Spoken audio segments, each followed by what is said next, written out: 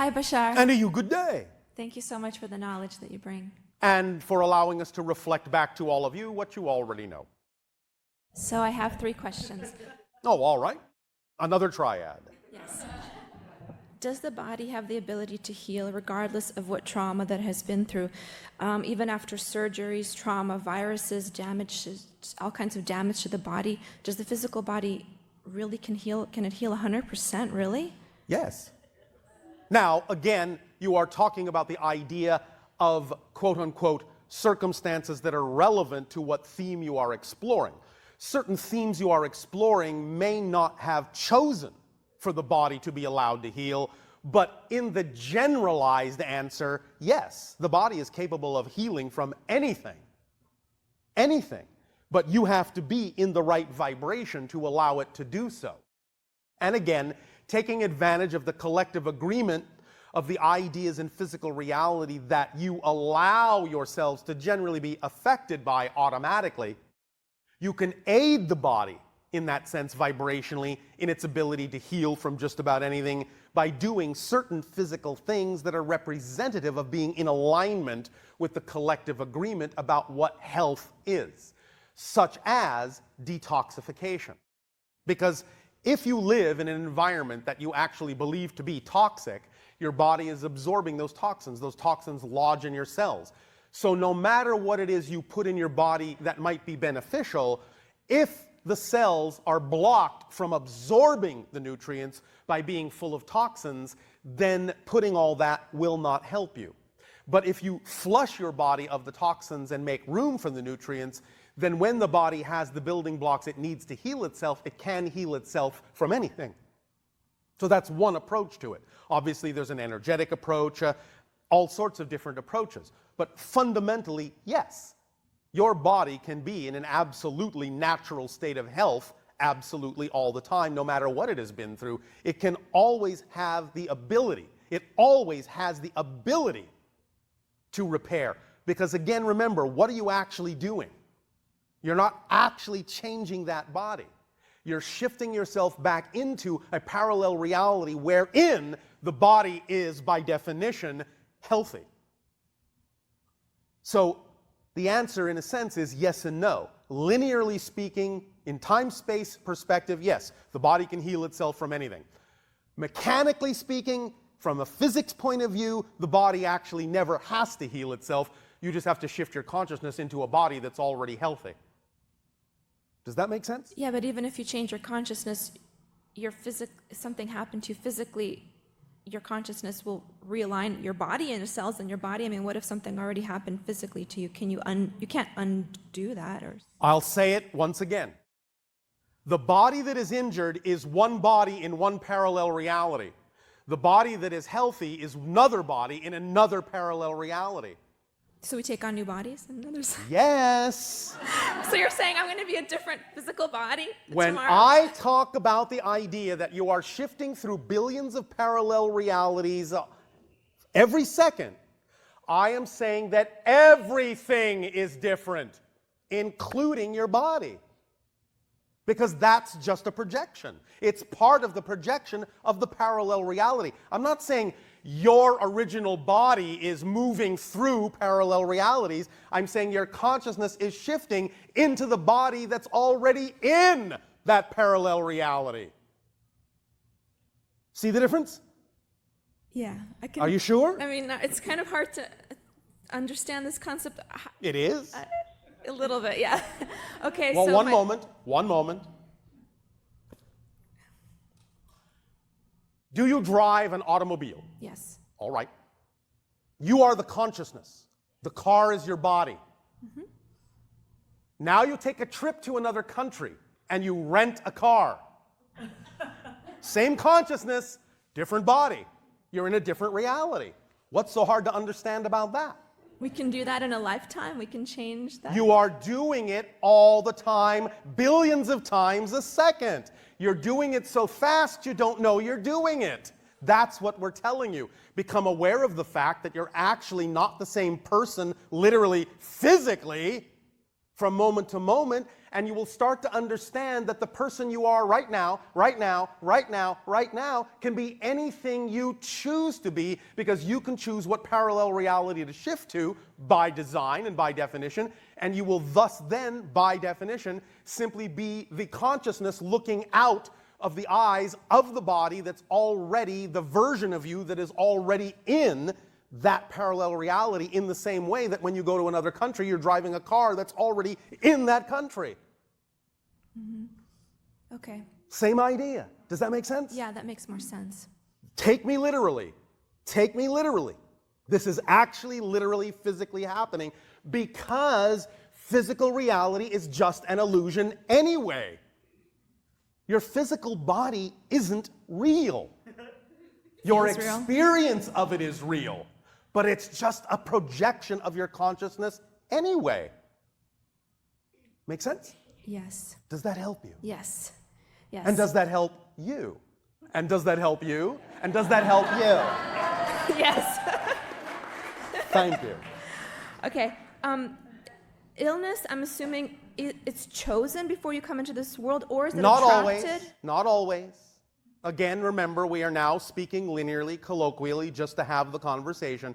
Sometimes there are things set up, as you would say, linearly before this life, that may be the way you feel you need to explore a certain theme. Sometimes you leave it open to how the theme will be explored. And if you find yourself gravitating toward belief systems that by definition would simply automatically attract disease, dis-ease, then you may allow yourself to fall into that experience, just because that's one of the things that might have been the result of simply going down that path.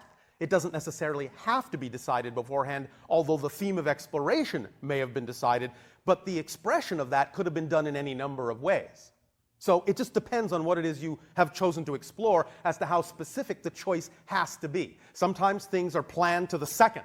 Sometimes they're left very general, just as a way of saying, well, it could be this, it could be that. As long as it allows me to explore the theme I wish to explore, it could be a disease, it could be an accident, it could be finding something, it could be any number of different things. It just depends on how you wish to have that experience.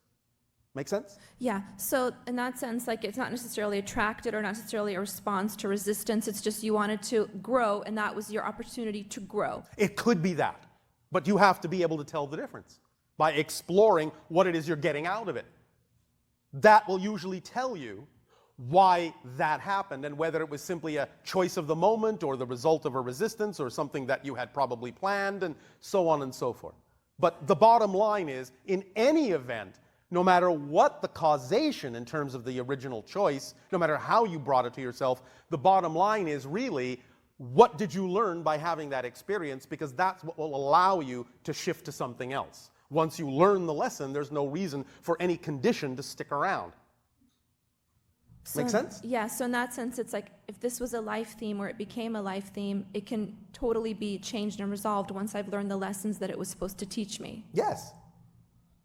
And the way to let go of it is to stop your belief system that you have to have this in your life and just move forward. To not resist it, to not devalue it, to not judge that it shouldn't be there, because obviously it is there. So if it's there for some reason. So if you accept that it's there for some reason and learn what it is you need to learn, then it will have done its job and it will go on its way. Nothing sticks around that's already done its job. It's only resistance to it that makes it stick around, because you're refusing to allow it to do its job by saying it has no part in your life, when obviously if it's in your life, it does. Okay. Make sense? It makes sense. And then last question, when you're physically feeling something, I don't know if you have this experience, but when you feel pain or discomfort or fatigue or something, it's in your body. How do you not feel it? I mean, it's just really impossible. I know you may not have a body. Nothing is impossible, first of all. The idea is, of course, is that on your planet there are many people called yogis and other practitioners and shamans who have develop the ability to allow the idea of pain to be transformed. You understand? Yeah. You can do that too if you wish.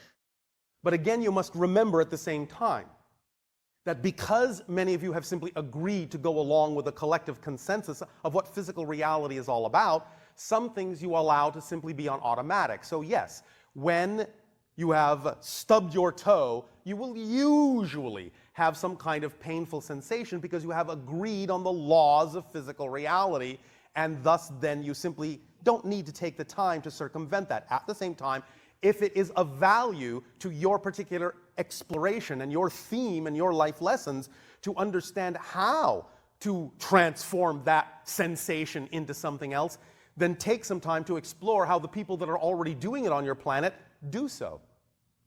It's really mostly a matter of simply shifting your attention or redefining what it is you are experiencing. Mm-hmm. So you can redefine anything, even the worst thing. It's just energy. It's just vibrating energy. You can redefine all of it and have a completely different sensation. Have you not yourself seen or heard of demonstrations of what you call hypnosis, where a person is told that their skin is being touched with a lit cigarette and they blister when in fact it was just a person's finger? Have you not also conversely seen where people have been touched with a lit cigarette and not blistered because they were told it was just a person's finger? Have you not understood this idea? Yeah. Well, what do you think's happening there? They believe the reality they are being told. Yeah. Thus, then, that is the response. Mm-hmm. You understand? Yeah, I understand. So anything can be transformed as long as the focus, as long as the energy, as long as the perspective says one thing, then whatever is not the vibration of that belief will never have the ability to affect that person. Mm-hmm. Make sense? Yes. Does that help? Yes, it does. Thank you. Thank you very much.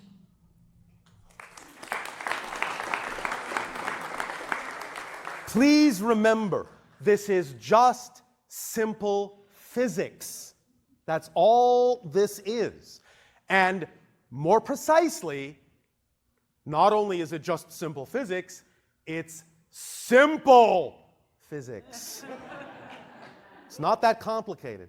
Once you understand the nature of the structure of consciousness and existence, it all makes sense. Hello, Bashar. And to you, good day. I understood you talking about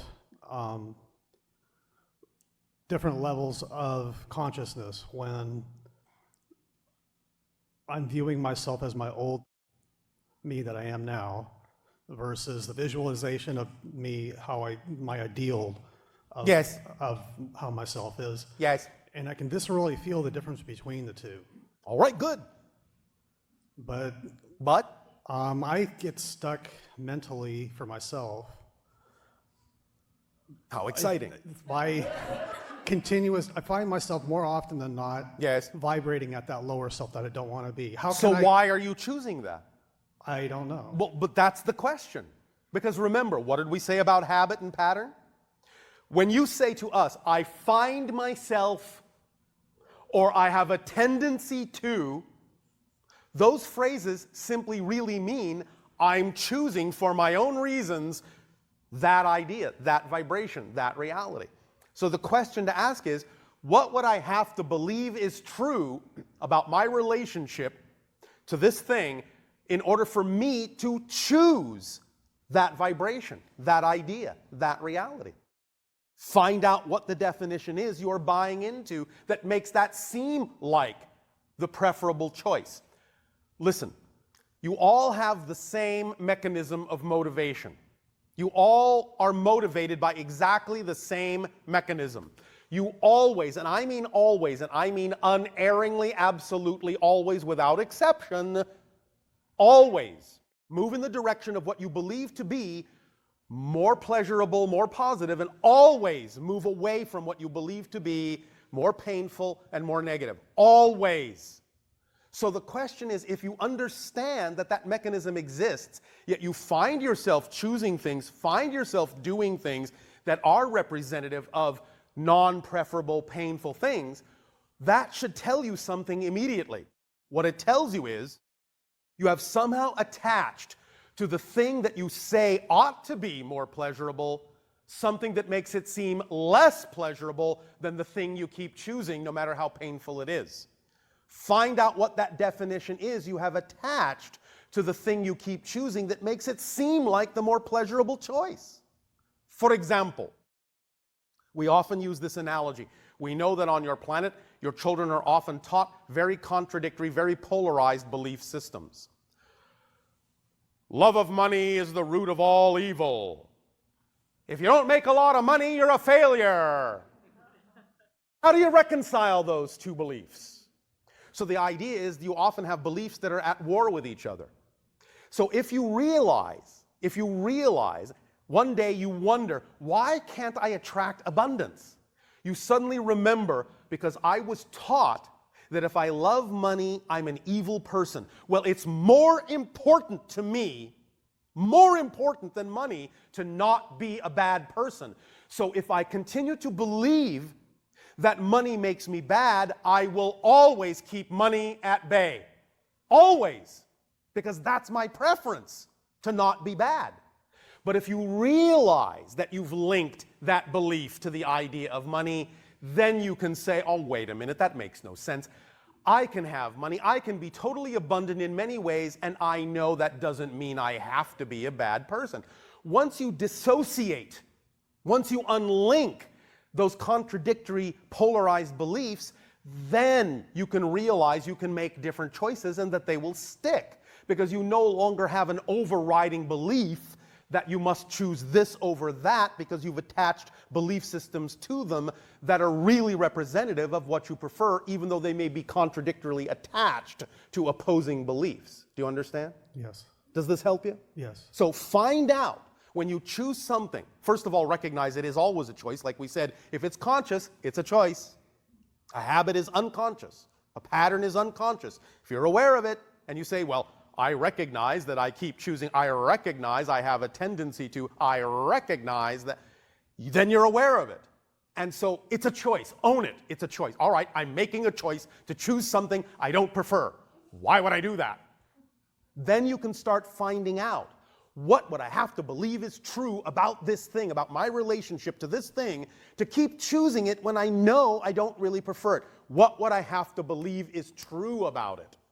Then let yourself communicate with those portions of your consciousness that have the answer. If you be quiet and really investigate it, you'll get an answer, either internally or through synchronicity in your outer reflected reality.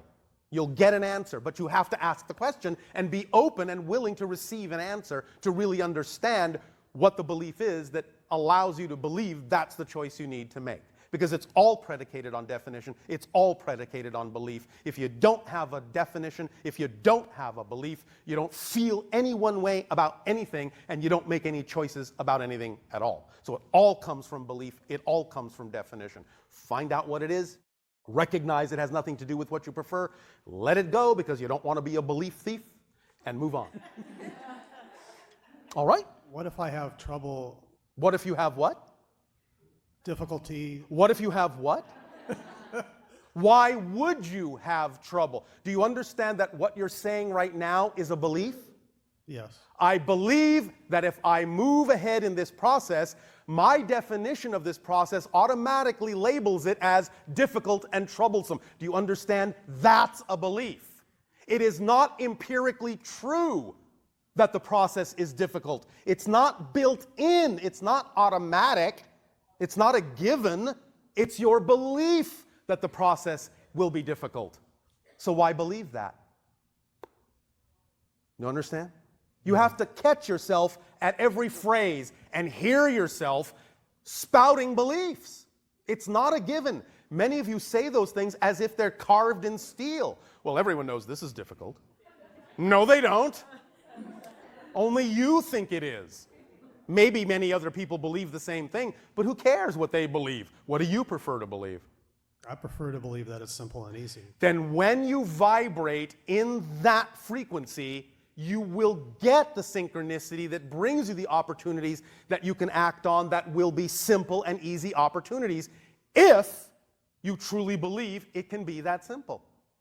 But if you don't, it won't. But it's all what you believe. Do you understand that? Yes. Do you believe it? Yes. Are you sure? Yes. Thank you. Does that help you? Yes. Thank you. Thank you.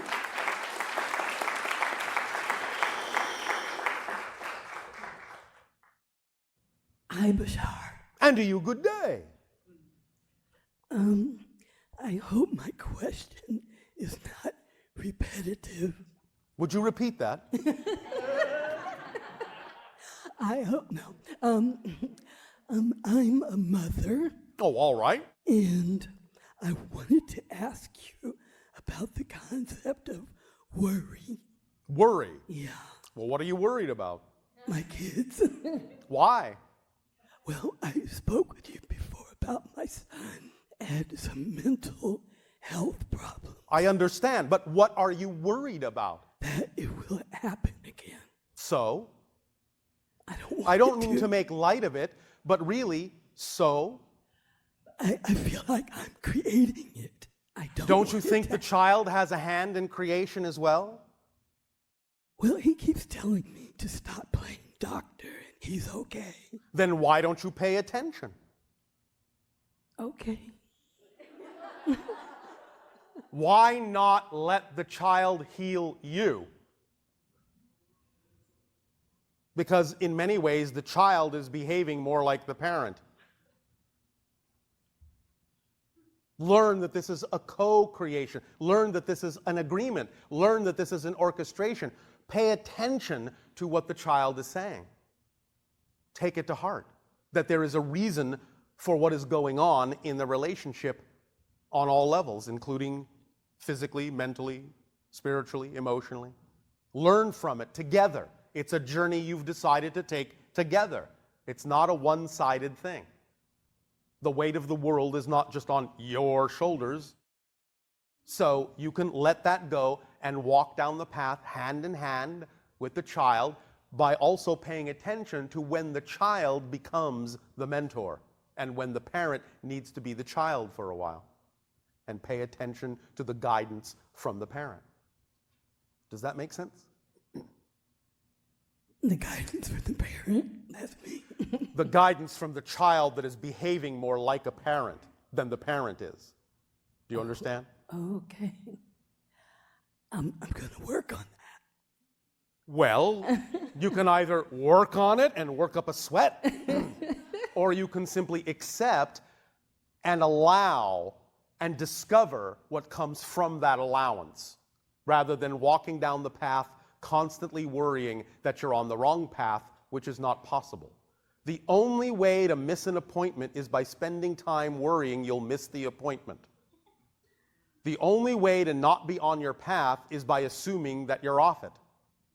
So the idea is that obviously you set this up together, and you just need to pay a little bit more attention that the child knows more than you might think. Now, that doesn't mean you can't guide, but also you must listen and be guided. It's a concert. It's a give and take. It's an agreement. It's a collaboration. All right? Yes. I'd like to ask you a question about my voice, which we have spoken about before. Yes. When am I going to get my voice back? That depends. When will you have something that you need to say? The idea really for you is multifold in terms of its symbology. And right now, relevant to the issue you have just raised regarding your child, it's really a symbol of you don't really need to say so much. You really need to listen more. You understand? When you listen with the proper degree of balance, you'll get your voice back, but only to the extent that you actually need to say something. This is your own governor, your own self-regulating methodology of making sure that you don't actually say more than you need to say. The more you try to say more than you need to say, the harder it will be to say anything.